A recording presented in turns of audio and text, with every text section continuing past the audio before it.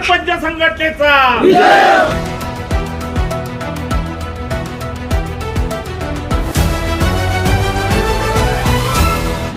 315 ग्रामपंचायतीवर सरपंच हे प्रशासक बनवा. वर्धा सरपंच संघटनेची मुख्य कार्यकारी अधिकाऱ्यांकडे मागणी. उच्च न्यायालयात प्रशासक नियुक्तीबाबत निकाल लागला सरपंच संघटनेच्या बाजूने. वर्ध्यात जेथे अधिकारी प्रशासक नेमले होते त्या 315 ग्रामपंचायतीवर आता सरपंच नेमण्याची मागणी. वर्धा जिल्ह्यात 315 ग्रामपंचायतीमध्ये सरपंचांना प्रशासक नेमावं यासाठी सरपंच संघटनेने न्यायालयात धाव घेतली होती. त्याचा अंतरिम निर्णय न्यायालयाने दिला असून 20 फेब्रुवारी 2026च्या शासन परिपत्रकानुसार राज्यातील 14,500 ग्रामपंचायतीवर प्रशासक म्हणून सरपंचांची निवड करण्यात आली होती. तेच परिपत्रक या 315 ग्रामपंचायतीसाठी अंमलात आणावे असा निवांडा करण्यात आलाय.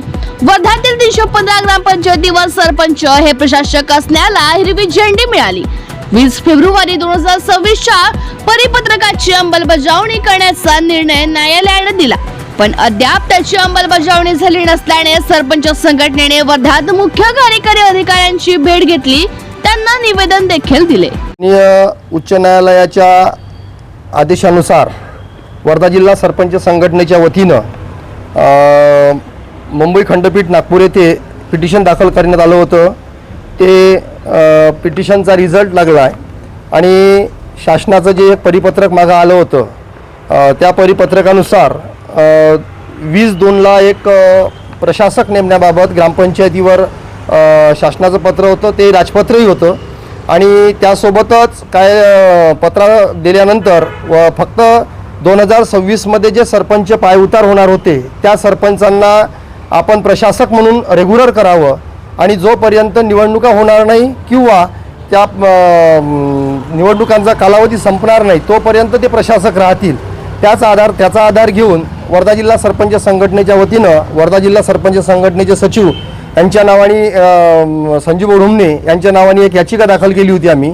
त्या याचिकेचा निर्णय आला आणि याचिकेच्या निर्णयामध्ये मान्य न्यायालयाने आदेशित केला आहे शासनाला आणि प्रशासनाला की 24 आणि 25मध्ये ज्या सरपंचांना पायउतार झालेले आहेत, ज्या ग्रामपंचायतीवर प्रशासक आहेत, 315 ग्रामपंचायती वर्धा जिल्ह्यामध्ये आहेत 24 आणि 25च्या की ज्यांच्यावर प्रशासक आहे, ते प्रशासक हटवून तिथे प्रशासक जे लोक दिले आहेत ते मुख्याध्यापक असेल, कोणी विस्तार अधिकारी असेल, कोणी एखादा टीचर असेल, अशा पद्धतीचे प्रशासक दिले आणि त्यामुळे ग्रामीण भागामध्ये मोठ्या प्रमाणात अनास्था आहे आणि ग्रामीण भागामध्ये मोठ्या प्रमाणात भ्रष्टाचार वाढला आहे.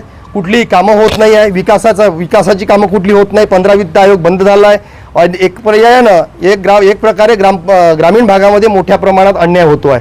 ते गृहीत धरूनच आम्ही याचिका दाखल केली होती आणि त्या याचिकेचा निर्णय आला आहे की त्या 24-25च्या सरपंचांना सुद्धा आपण प्रशासक म्हणून नेमलं पाहिजे आणि त्याच निर्णयाची प्रत आम्ही 10 तारखेला माननीय मुख्य कार्यपालन अधिकारी यांना दिली होती. त्या पत्रानुसार त्यांना कारवाई प्रशासक नेमायचे होते सरपंच यांनाच, परंतु यांनी शासनाला मार्गदर्शन मागितलं की या प्रकरणामध्ये आपण काय केलं पाहिजे. पण अद्याप आज 20 तारीख आहे, तोपर्यंतही शासनाचं कुठलंही मार्गदर्शन यांना प्राप्त झालं नाही.